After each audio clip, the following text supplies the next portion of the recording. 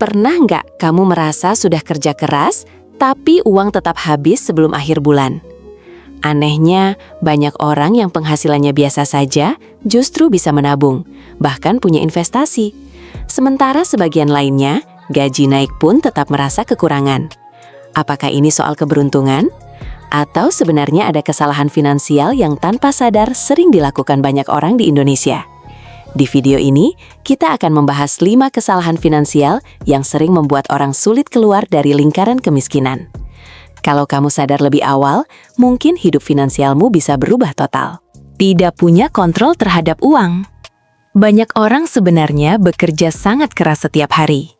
Bangun pagi, berangkat kerja, pulang malam, bahkan lembur demi mendapatkan penghasilan yang lebih baik.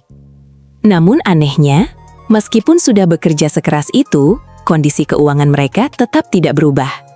Gaji datang setiap bulan, tapi entah kenapa selalu habis sebelum akhir bulan. Dan ketika ditanya uangnya dipakai untuk apa saja, banyak orang bahkan tidak bisa menjawab dengan jelas. Inilah salah satu masalah finansial paling umum. Tidak punya kontrol terhadap uang sendiri. Sebagian orang menjalani kehidupan finansial seperti autopilot. Mereka menerima gaji, menggunakan uang untuk berbagai kebutuhan, lalu berharap masih ada sisa di akhir bulan. Padahal kenyataannya, tanpa perencanaan yang jelas, uang hampir selalu habis. Seringkali yang menghabiskan uang justru bukan pengeluaran besar, tapi pengeluaran kecil yang terus berulang. Contohnya seperti jajan kopi setiap hari, pesan makanan online, langganan aplikasi yang sebenarnya jarang dipakai, atau belanja kecil yang terlihat tidak terlalu penting. Satu pengeluaran mungkin terlihat kecil, tapi ketika dilakukan terus-menerus selama sebulan, jumlahnya bisa sangat besar. Masalahnya, karena jumlahnya kecil, banyak orang tidak merasa itu sebagai masalah. Tanpa disadari, uang keluar sedikit demi sedikit, sampai akhirnya benar-benar habis. Orang yang memiliki kondisi finansial yang sehat, biasanya melakukan hal yang berbeda. Mereka selalu tahu 3 hal penting. Berapa uang yang mereka hasilkan, berapa yang mereka keluarkan, dan kemana saja uang itu pergi. Mereka mencatat pengeluaran, membuat anggaran sederhana, dan memastikan bahwa sebagian uang disimpan untuk masa depan. Hal ini mungkin terdengar sederhana, tapi dampaknya sangat besar. Karena ketika seseorang mulai sadar kemana uangnya pergi, dia juga mulai bisa mengambil keputusan yang lebih bijak. Ia bisa melihat pengeluaran mana yang benar-benar penting, dan mana yang sebenarnya hanya kebiasaan. Kontrol terhadap uang bukan berarti hidup harus pelit atau tidak boleh menikmati hidup. Bukan berarti kita tidak boleh membeli sesuatu yang kita suka. Tapi kontrol berarti kita yang mengatur uang, bukan uang yang mengatur hidup kita. Tanpa kontrol ini, berapapun penghasilan seseorang seringkali tetap terasa kurang. Bahkan banyak orang yang gajinya naik, tapi kondisi keuangannya tetap sama. Karena masalahnya bukan pada jumlah uangnya, melainkan pada cara mengelolanya. Sebaliknya, ketika seseorang mulai mengatur uangnya dengan lebih sadar, perubahan kecil bisa memberikan dampak besar dalam jangka panjang. Sedikit demi sedikit tabungan mulai terbentuk, pengeluaran mulai lebih terkontrol, dan perlahan-lahan kondisi finansial pun mulai membaik. Fenomena ini sebenarnya sangat umum. Ketika seseorang mulai mendapatkan penghasilan yang lebih baik, secara otomatis keinginan untuk meningkatkan gaya hidup juga ikut naik. Dulu ketika gaji masih kecil, hidup terasa cukup sederhana. Makan di rumah, jarang nongkrong, dan membeli barang hanya ketika benar-benar dibutuhkan. Namun begitu penghasilan mulai naik, pola hidup perlahan berubah. Mulai sering makan di luar, mulai membeli barang yang sebenarnya tidak terlalu penting, mulai ingin memiliki barang yang terlihat lebih mahal. Hal ini sebenarnya wajar, karena setiap orang tentu ingin menikmati hasil dari kerja kerasnya. Masalahnya muncul ketika peningkatan gaya hidup terjadi terlalu cepat. Misalnya, begitu mendapatkan kenaikan gaji sedikit, seseorang langsung mengambil cicilan baru. Bisa berupa motor baru, gadget terbaru, atau bahkan barang-barang yang sebenarnya hanya untuk gengsi. Akibatnya, meskipun penghasilan naik, kondisi keuangan tetap terasa sama. Bahkan dalam beberapa kasus, justru menjadi lebih berat, karena sekarang ada kewajiban cicilan yang harus dibayar setiap bulan. Inilah yang sering disebut sebagai lifestyle inflation, yaitu ketika gaya hidup ikut naik seiring naiknya penghasilan. Tanpa disadari, seseorang mulai terbiasa hidup dengan pengeluaran yang lebih besar. Dan ketika hal ini terjadi terus-menerus, seseorang akan sulit membangun tabungan atau investasi. Yang lebih berbahaya lagi, banyak orang akhirnya hidup bukan berdasarkan kemampuan finansialnya, tapi berdasarkan standar sosial di sekitarnya. Melihat teman membeli barang baru, kita ikut ingin membeli. Melihat orang lain liburan, kita merasa harus melakukan hal yang sama. Melihat orang lain terlihat sukses, kita merasa harus terlihat sukses juga. Padahal kenyataannya seringkali tidak seperti yang terlihat. Banyak orang terlihat kaya di luar, tetapi sebenarnya sedang menanggung beban cicilan yang sangat besar. Orang yang benar-benar memiliki kondisi finansial yang kuat biasanya melakukan kebalikan dari kebiasaan ini. Ketika penghasilan mereka meningkat, mereka tidak langsung meningkatkan gaya hidup secara drastis. Sebaliknya, mereka tetap hidup dengan sederhana dan menggunakan kelebihan uang tersebut untuk menabung, berinvestasi, atau membangun aset. Hal ini mungkin terlihat membosankan dalam jangka pendek, tapi dalam jangka panjang, dampaknya sangat besar. Karena ketika seseorang mampu mengendalikan gaya hidupnya, ia memiliki ruang finansial yang jauh lebih sehat. Ia tidak mudah stres karena tekanan keuangan dan memiliki kesempatan lebih besar untuk membangun kekayaan. Pada akhirnya, kekayaan jarang dibangun dari keputusan besar yang dramatis. Sebaliknya, kekayaan sering terbentuk dari kebiasaan kecil yang konsisten selama bertahun-tahun. Dan salah satu kebiasaan terpenting adalah tidak membiarkan gaya hidup naik lebih cepat daripada penghasilan. Salah satu alasan mengapa banyak orang sulit keluar dari masalah finansial adalah karena mereka tidak memiliki dana darurat. Sekilas dana darurat mungkin terdengar seperti hal yang sepele. Banyak orang merasa bahwa selama masih memiliki pekerjaan dan penghasilan tetap, semuanya akan baik-baik saja. Namun kenyataannya, kehidupan seringkali tidak berjalan sesuai rencana. Masalah bisa datang kapan saja dan seringkali tanpa peringatan. Motor tiba-tiba rusak, anggota keluarga sakit, pekerjaan hilang, atau muncul kebutuhan mendadak yang tidak pernah kita bayangkan sebelumnya. Ketika hal-hal seperti ini terjadi, seseorang yang tidak memiliki dana darurat biasanya tidak memiliki banyak pilihan. Akhirnya, solusi yang paling cepat adalah berhutang. Mulai dari meminjam ke teman, keluarga, menggunakan kartu kredit, hingga mengambil pinjaman online. Masalahnya, hutang yang awalnya hanya untuk menyelesaikan masalah kecil bisa berkembang menjadi beban yang jauh lebih besar. Karena selain harus membayar hutang, ada juga bunga dan cicilan yang harus dipenuhi setiap bulan.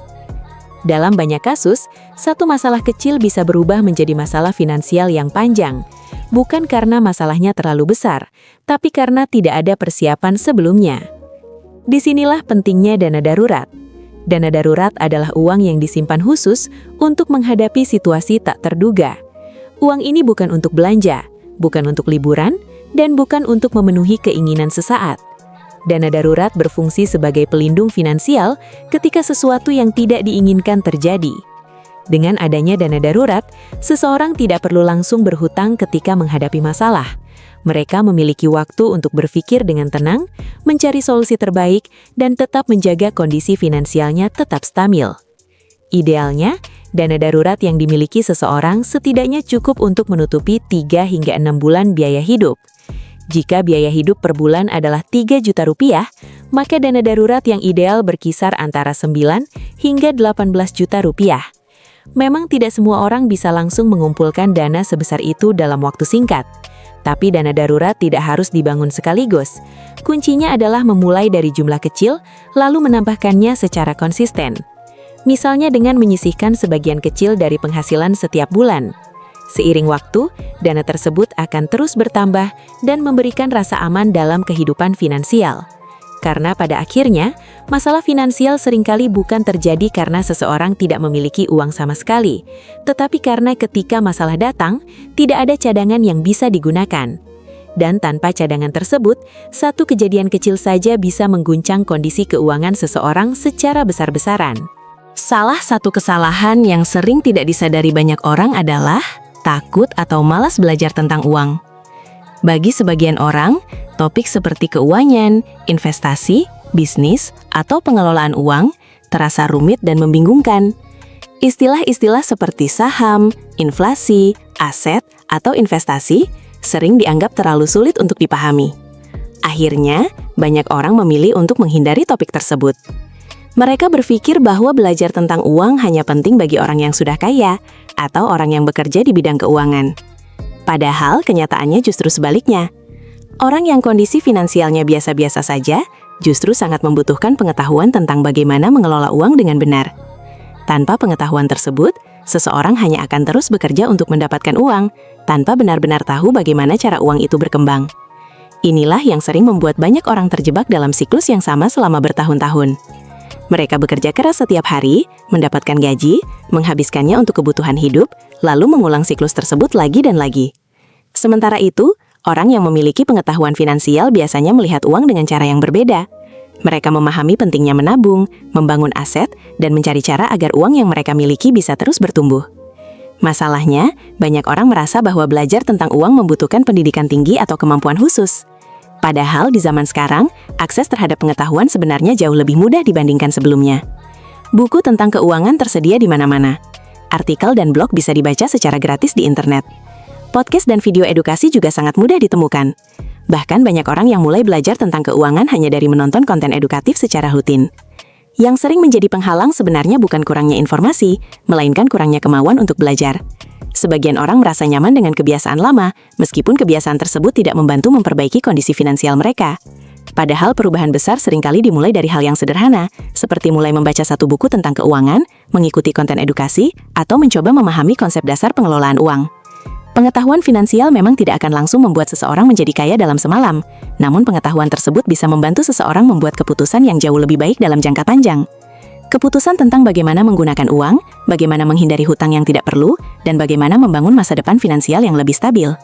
Pada akhirnya, salah satu investasi terbaik yang bisa dimiliki seseorang bukan hanya uang atau aset, tetapi pengetahuan tentang bagaimana mengelola uang itu sendiri. Karena ketika seseorang memahami cara kerja uang, peluang untuk memperbaiki kondisi finansialnya juga menjadi jauh lebih besar. Salah satu kebiasaan yang sering membuat seseorang sulit berkembang secara finansial adalah hanya mengandalkan satu sumber penghasilan. Banyak orang bekerja setiap hari dengan mengandalkan gaji dari satu pekerjaan saja.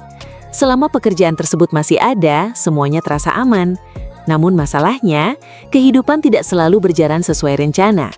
Perusahaan bisa mengalami masalah, ekonomi bisa berubah, atau seseorang bisa kehilangan pekerjaannya secara tiba-tiba.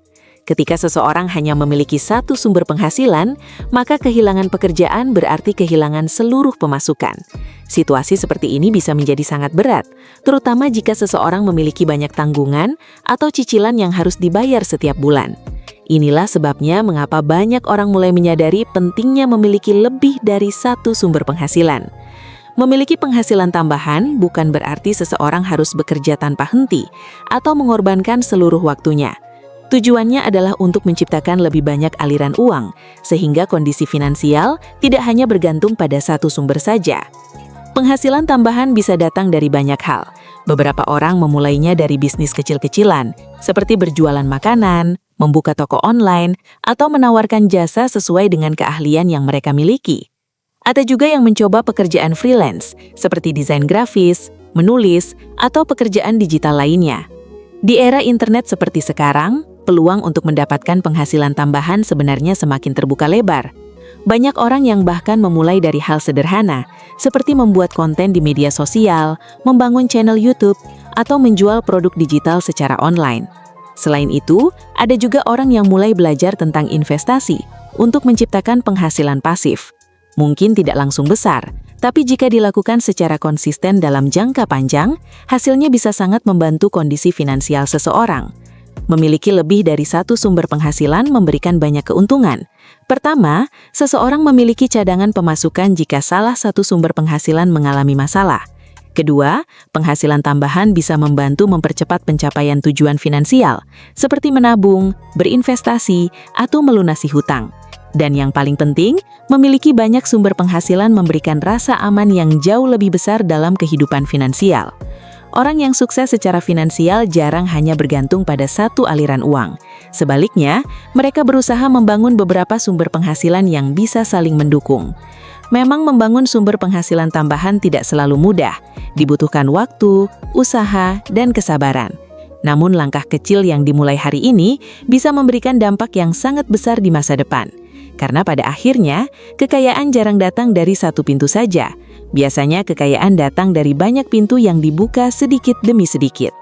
Pada akhirnya, menjadi kaya atau memiliki kondisi finansial yang lebih baik bukan hanya tentang seberapa besar penghasilan yang kita miliki. Banyak orang berpikir bahwa jika suatu hari mereka mendapatkan gaji yang lebih tinggi, maka semua masalah keuangan akan otomatis selesai. Padahal kenyataannya tidak selalu seperti itu. Tanpa kebiasaan finansial yang baik, berapapun penghasilan yang kita dapatkan, bisa saja tetap terasa kurang. Seperti yang sudah kita bahas sebelumnya, ada beberapa kesalahan finansial yang sering terjadi tanpa disadari. Mulai dari tidak mengontrol pengeluaran, membiarkan gaya hidup lebih besar dari penghasilan, tidak memiliki dana darurat, tidak mau belajar tentang keuangan, hingga hanya mengandalkan satu sumber penghasilan. Kesalahan-kesalahan ini mungkin terlihat sederhana, tetapi jika dibiarkan terus-menerus, dampaknya bisa sangat besar dalam jangka panjang. Kabar baiknya adalah, kondisi finansial bukan sesuatu yang tidak bisa diubah. Perubahan memang tidak terjadi dalam semalam, tetapi setiap keputusan kecil yang kita ambil hari ini bisa menentukan masa depan kita nanti. Mulai dari mencatat pengeluaran, menabung secara konsisten, belajar tentang keuangan, hingga mencoba membangun sumber penghasilan tambahan. Langkah-langkah kecil ini mungkin terasa biasa saja sekarang, tetapi jika dilakukan terus-menerus, perlahan-lahan akan membawa perubahan yang nyata dalam kehidupan finansial kita. Yang terpenting adalah memulai dan tetap konsisten, karena banyak orang yang sebenarnya tahu apa yang harus dilakukan, tetapi menunda untuk memulainya. Kalau kamu merasa video ini bermanfaat dan ingin terus belajar tentang bisnis, keuangan, dan pengembangan diri, jangan lupa untuk subscribe channel ini dan nyalakan lonceng notifikasinya supaya kamu tidak ketinggalan video berikutnya. Di channel ini kita akan terus membahas berbagai topik yang bisa membantu kamu memahami uang dengan lebih baik dan membangun masa depan finansial yang lebih kuat. Dan buat kamu yang sudah menekan tombol subscribe dan mendukung channel ini, semoga rezekinya semakin lancar, usahanya semakin berkembang, hidupnya semakin dimudahkan, dan semoga semua hutangnya segera lunas. Terima kasih sudah menonton sampai akhir, dan sampai bertemu di video berikutnya.